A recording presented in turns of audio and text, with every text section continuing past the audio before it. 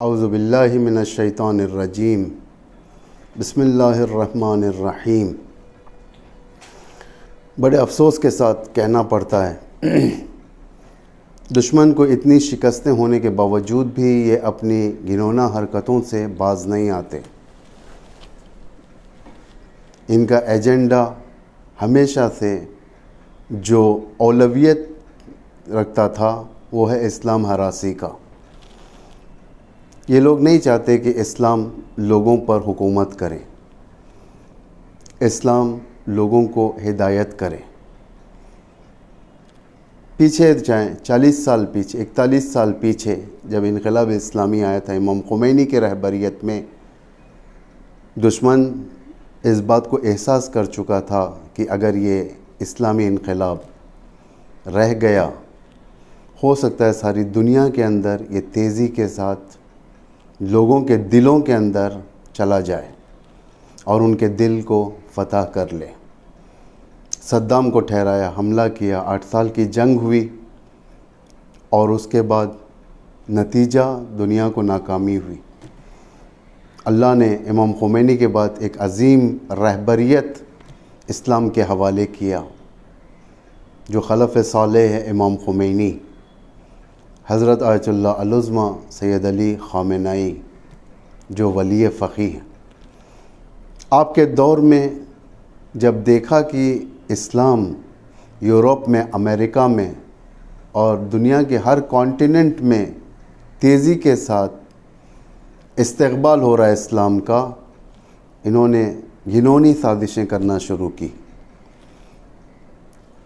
Harassment, Islamophobia, اسلام ہراسی، توہینات، مسلمانوں کے درمیان اختلاف ڈالنا، شیعہ سنی کو الگ کر دینا اور شیعوں کے اندر اختلاف پیدا کرنا، ذاکروں کو خریدا، علماء کو خریدا جو آج بھی برٹش کے گود میں بیٹھے ہوئے ہیں، ان کی خدمت کر رہے ہیں، فی سبیل طاغوت ان کی خدمت کر رہے ہیں۔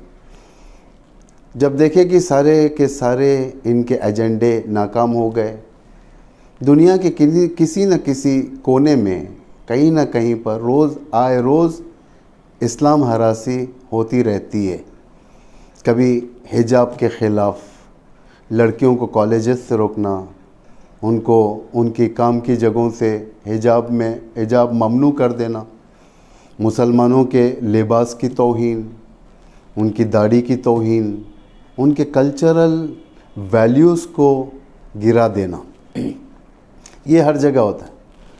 جس طریقے سے ہر زمین کا ایک پائے تخت ہوتا ہے، کیپٹل سٹی ہوتی ہے، ایک اسلاموفوبیا کی بھی کیپٹل سٹی ہونی چاہیے دشمن کی نگاہ میں۔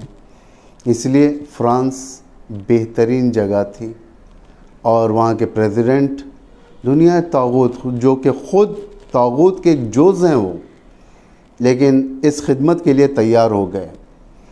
پہلے بھی توہینات قرآن کے اور خود حجاب کی جو ممنوعیت ہے انہی کے ملک کی ہے، اور دیگر اسلامی فرہنگ کے خلاف جو کارروائیاں تھیں، جو سازشیں تھیں، وہ انہی کے ملک سے تھیں۔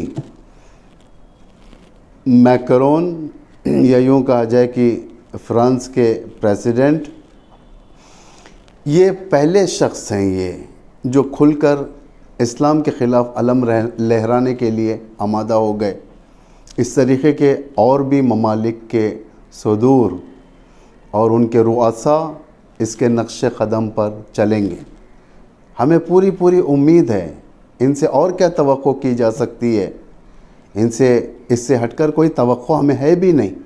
یہ قرآن کی توہین کر چکے، یہ مسجدوں کی توہین کر چکے، یہ اسلامک ویلیوز کی توہین کر چکے۔ آج پیغمبر اکرم کی، جو پہلے بھی کیا تھا انہوں نے، ان کے برادری ممالک جو انہی کے پڑوس میں ہیں، انہوں نے توہین کیا۔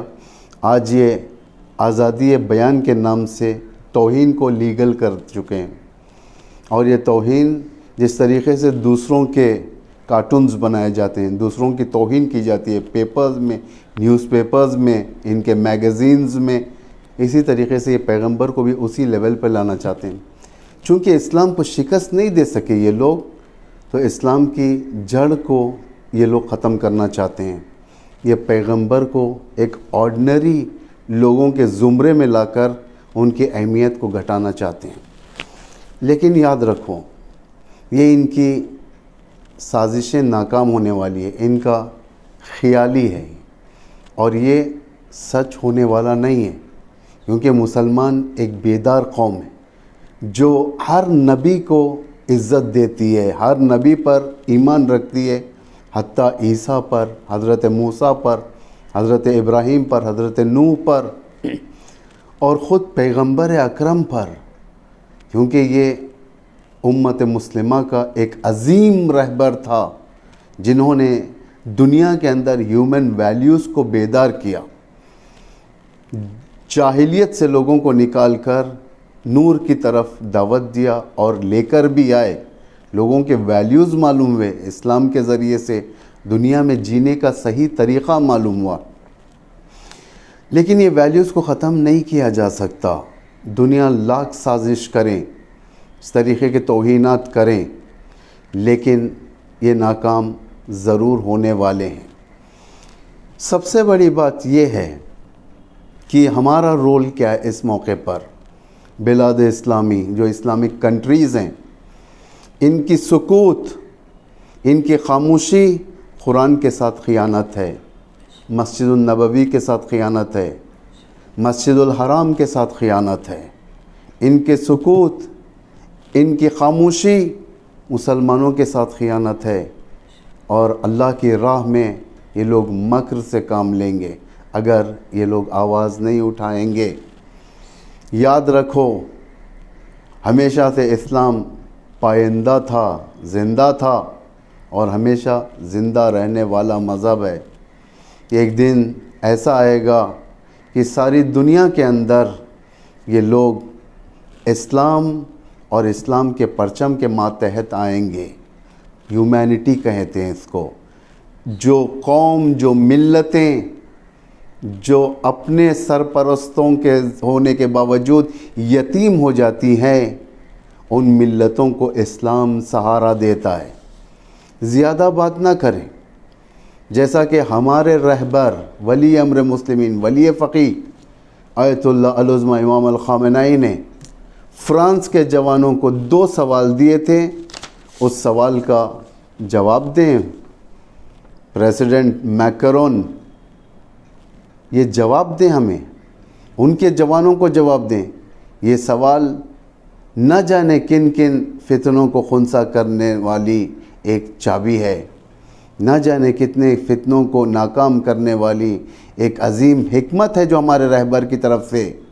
وہ کیوں آزادی بیان کے نام سے توہین پیغمبر کو سپورٹ کر رہے تھے؟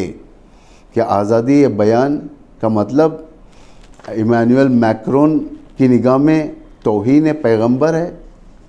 بالخصوص مقدسات، توہین پیغمبر ان کے پریزیڈنٹ کے نگاہ میں، فرانس کے پریزیڈنٹ کے نگاہ میں یہ آزادی بیان ہے؟ یہ پہلا سوال تھا ہمارے رہبر کا. جوانوں سوال کرو. دوسرا سوال یہ تھا، جب بھی ہولوکاسٹ کے بارے میں اگر کوئی سوال کیا ہے تو اس کے زندان میں ڈالا گیا ہے، اسے شکنجہ کیا گیا ہے، ٹارچر کیا گیا ہے، جرم سمجھا گیا اس کو. ہولوکاسٹ کے بارے میں سوال نہیں کر سکتے. پیغمبر کی توہین یہ آزادی بیان ہے؟ یہ کون سا ڈویل سٹینڈرڈ ہے؟ پیغمبر کی توہین کی اجازت دی جائے اور ہولوکاسٹ کے بارے میں سوال کرنے سے منع کر دیا جائے؟ اس کا جواب دینا ہوگا. اور یہ سینکڑوں بلکہ لاکھوں کروڑوں جوانوں کے ذہن کھلنے والے ہیں اس کے ذریعے سے.